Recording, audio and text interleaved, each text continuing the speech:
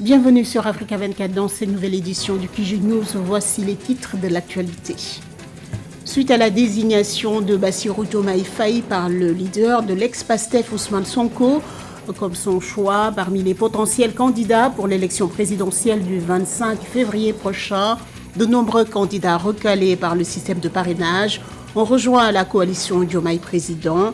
La charte de cette nouvelle coalition a été signée ce mardi 30 janvier à Dakar. Vous entendrez Mamadou Lamine Dianté, membre de cette coalition. Quel rôle joue la diaspora sénégalaise dans le renforcement de la croissance économique de leur pays?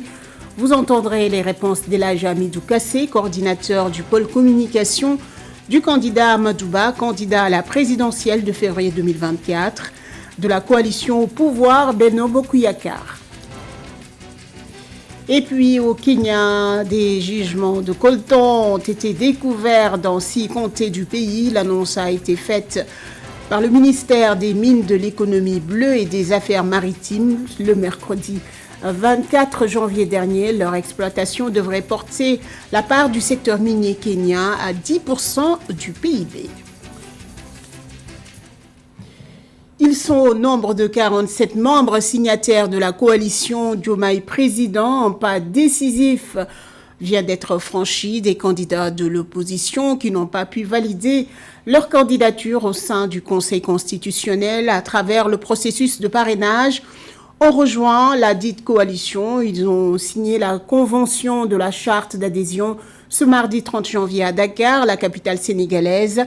Cette coalition est ouverte à tous les partis, mouvements politiques, citoyens et personnalités indépendantes, tant au niveau national que dans la diaspora. L'objectif, selon ses membres, est de remporter l'élection présidentielle de février prochain dès le premier tour avec 75% des voix. Pour rappel, Bassirou Diomaye Faye a été désigné par Ousmane Sonko, dont sa candidature a été recalée par le Conseil constitutionnel pour continuer de faire vivre ce qu'il appelle le projet. Je vous propose d'écouter Mamadou Lamine Dianté, membre de la coalition. Sonko président rassemble un large éventail de partis politiques, de mouvements politiques, de citoyens et de personnalités déterminés à prendre leur destin en main. Notre objectif est de rompre avec le système de domination, de prédation et d'exploitation en vigueur. Nous sommes un groupe d'organisations politiques et civiles, de militants et de citoyens engagés qui, au prix de nombreux sacrifices, œuvrent pour un renouvellement politique indispensable, tant dans les discours que dans les actions. Charte d'adhésion. La coalition Sonko Président, qui a désigné Bassirou Diomaye Faye, est ouverte à tous les partis politiques, mouvements politiques, citoyens et responsabilités indépendantes, tant au niveau local, national que de la diaspora, qui acceptent les dispositions de la présente charte. Notre adhésion à la coalition Sonko Président se manifeste par 1. L'acceptation de soutenir et de promouvoir la candidature de M. Ousmane Sonko en tant que candidat de la coalition à l'élection présidentielle du 25 février 2024. 2.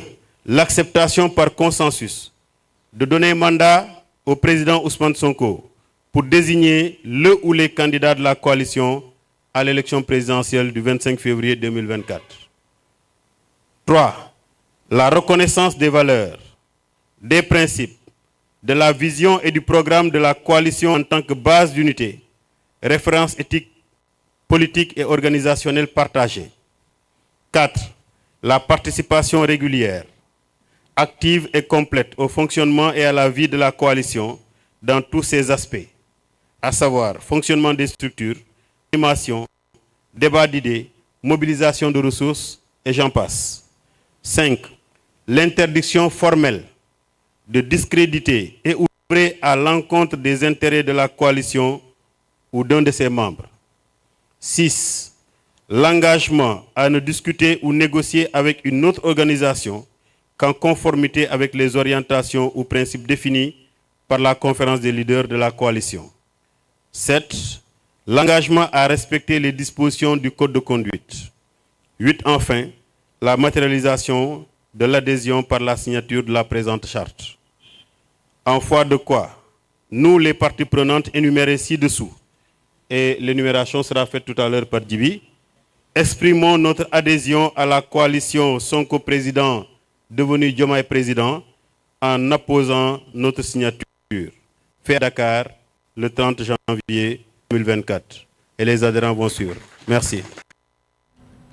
La diaspora, un poids lourd de l'électorat sénégalais, mais aussi de l'économie de par son dynamisme. C'est l'avis du Premier ministre Amadou Ba, candidat à la présidentielle de février 2024 de la coalition au pouvoir, Benno Bokk Yakaar. La diaspora sénégalaise, qui représente 4% de la population, a contribué à plus de 2,5 millions de dollars à l'économie nationale. Elle a également participé à la consolidation du plan Sénégal émergent. Plus de détails avec Nathalie Mo. Candidat à l'élection présidentielle du 25 février 2024, Amadou Ba ne laisse aucun Sénégalais de côté dans sa stratégie. Dans sa vision, la diaspora occupe une place égale à celle de la population locale du Sénégal. Cheville ouvrière du plan Sénégal émergent, le chef du gouvernement Amadou Ba peut se féliciter de l'impact des Sénégalais de l'étranger dans la croissance du pays. La place de la diaspora dans le développement économique et social national s'illustre aussi dans la mise en œuvre de l'acte 3 de la décentralisation. Des compatriotes de la diaspora sénégalaise qui veulent revenir dans leur pays et investir, ou qui veulent simplement investir dans leur pays, même s'ils restent dans les pays d'accueil. Ça, c'est une proposition très forte. Une deuxième proposition très forte, c'est justement la possibilité pour tous ceux qui travaillent dans le social d'apporter leur contribution sur les programmes d'urgence, dans les programmes d'urgence comme la santé, comme l'adduction d'eau potable, comme l'électrification. La diaspora sénégalaise se compose de près de 700 000 personnes, soit environ 4% de la population. La diaspora sénégalaise, c'est aussi 2 562 millions de dollars de transferts de fonds par an, représentant plus de 10,5% du produit intérieur brut du pays, selon des données gouvernementales. Une manne financière consacrée à l'investissement pour laquelle le gouvernement a multiplié les offres incitatives sous le leadership d'Amadou Ba. Avoir une entité qui peut s'appeler un pôle financier ou autre, dont le cœur sera la Banque nationale. Banque avec des ressources longues qui peuvent accompagner non pas seulement des investisseurs issus de la diaspora, mais également tous les entrepreneurs sénégalais, des plus petits, entre guillemets, aux plus grands. Le Premier ministre sénégalais et candidat présidentiel de la coalition politique au pouvoir, Benno Bokk Yakaar, répartit la diaspora en plusieurs secteurs, la diaspora scientifique, la diaspora entrepreneuriale, la diaspora sportive et la diaspora culturelle. Cette catégorie de la population représente 5% de l'électorat, environ 200 000 personnes, parmi plus de 6,5 millions de Sénégalais appelés à voter. Dans le reste de l'actualité, à l'approche des élections générales, l'opposition béninoise a tenu des consultations autour de la révision de la Constitution concernant le code électoral. Ce lundi 29 janvier, les partis Grande Solidarité Républicaine, Nouvelle Force Nationale et le Mouvement de Libération Populaire, ainsi que les démocrates, ont rejeté la révision de la Constitution et tout réaménagement du code électoral avant les échéances électorales de 2026. Nathalie Mo.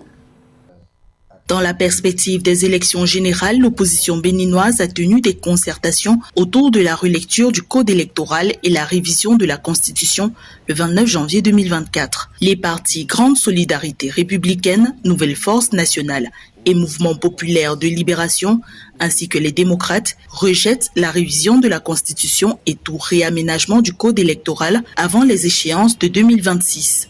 À la faveur ou au prétexte de la révision du code électoral, un projet de révision de la Constitution a été introduit à l'Assemblée nationale. Les populations nous demandent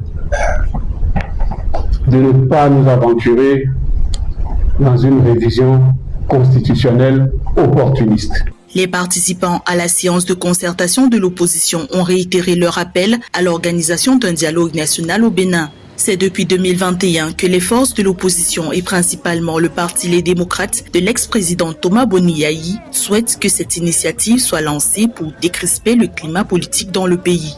Le code électoral ne concerne pas que les 3 partis représentés à l'Assemblée nationale.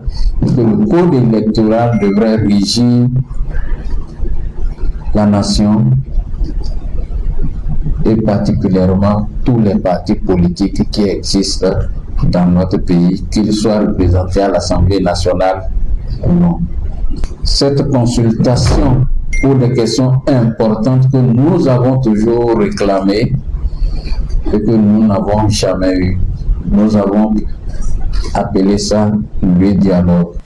Le 4 janvier 2024, la Cour constitutionnelle a proposé la révision du code électoral et la modification du calendrier électoral au Bénin. Le 22 janvier 2024, en quête de consensus pour une relecture du texte fondamental béninois, le président Patrice Talon a impulsé une rencontre avec l'opposition. Seulement, l'opposition continue d'alerter sur une possible rupture dans l'environnement politique du pays. Elle considère discriminatoire et clivant le système de parrainage des candidats à l'élection présidentielle.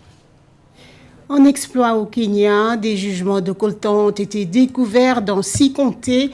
Le ministre kenyan des Mines, de l'économie bleue et des Affaires maritimes, Salim Mouri, l'a annoncé ce mercredi 24 janvier. L'exploitation de ce jugement pourrait porter la part du secteur minier national à 10% du PIB. Philomène Tine. Le Kenya a officiellement rejoint la liste des pays africains ayant des réserves de coltan. Ceci après la découverte des gisements de coltan dans 6 comtés du pays. L'annonce a été faite le 24 janvier 2024 par le ministère des Mines du Kenya. Le coltan est un minerai largement utilisé dans la fabrication de composants électroniques, notamment dans des véhicules électriques et des ustensiles portables. À l'égard de l'industrie extractive du continent en général, cette découverte vient encore confirmer la place importante de l'Afrique en tant que grenier minier de référence du monde. Pour ce faire, il sera davantage rentable pour le Kenya et les autres pays producteurs du continent d'être en mesure de transformer et valoriser au maximum sur place en local ces minerais de coltan pour les exporter au meilleur prix. Toutefois, le potentiel économique de ces ressources de coltan identifiées au Kenya n'est pas encore connu selon le dit ministère. Cependant, l'exploitation de ces gisements de coltan au Kenya devrait augmenter la contribution du secteur minier du pays qui représente moins d'1% du produit intérieur brut et que le gouvernement kenyan veut déculper à 10% d'ici 2030.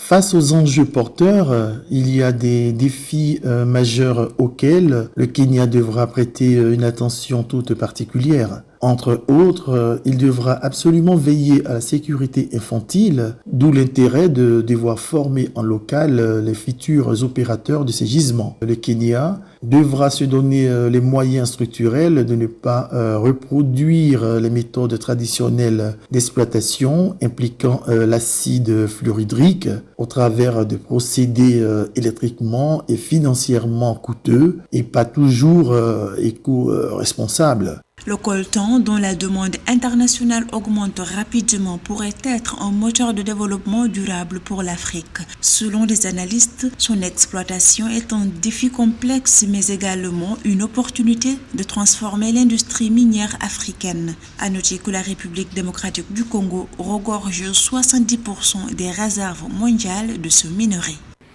À la page sport au Cameroun, 8 équipes dont l'école basketball de Douala, club le plus titré d'Afrique centrale, et le Beyak Basketball de Yaoundé se sont affrontés à Douala lors du championnat de basketball. Une rencontre qui s'est soldée par une défaite du Beyak Basketball de Yaoundé sur un score de 57 contre 58 points. Plus de détails avec Narcissio. Sur le parquet du collège de la Salle à Douala au Cameroun, école basket de Douala, club le plus titré d'Afrique centrale et Beyak Basketball de Yaoundé se sont affrontés le 28 janvier 2024 lors de la deuxième journée du championnat national élite senior messieurs. Une rencontre qui s'est soldée par une défaite de Beyak Basketball de Yaoundé sur un score de 57 contre 58 points. Ça n'a pas du tout été facile. On s'est battu comme on a pu. Et vraiment, ce qui est arrivé est arrivé. Donc on va juste apprendre, de nos, ce qu'on a fait de mauvais et pour s'améliorer les prochains matchs à venir. Les 3 autres rencontres du jour ont vu la victoire des Alphes de Yaoundé sur FCBC Basketball de Douala sur un score de 83 contre 50 points. La défaite du champion en titre FAP de Yaoundé avec 72 contre 74 points pour Douala Firebears. Et enfin, la domination de KSA de Douala sur Falcon de Yaoundé sur un score de 74 points contre 48. Pour l'école basket de Douala, le club de la capitale économique du Cameroun espère en termes de ce tournoi se qualifier pour le championnat d'Afrique des clubs. Beaucoup de satisfaction. Beyak est une grande équipe, c'est un grand club. Ils sont quand même vainqueurs de la Coupe du Cameroun, donc ce n'est pas rien. Ils ont un très bel effectif, donc on ne peut qu'être satisfait. Beaucoup de travail encore à faire, mais... Avec 2 victoires à leur actif, les clubs KSA, Douala Firebears, École Basket de Douala espèrent poursuivre dans cette dynamique victorieuse afin de maintenir la ville de Douala à la tête du classement général de la compétition.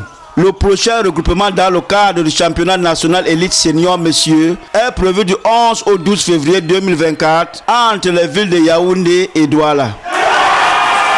Ce journal a été réalisé par l'ensemble de la rédaction. Merci pour votre fidélité.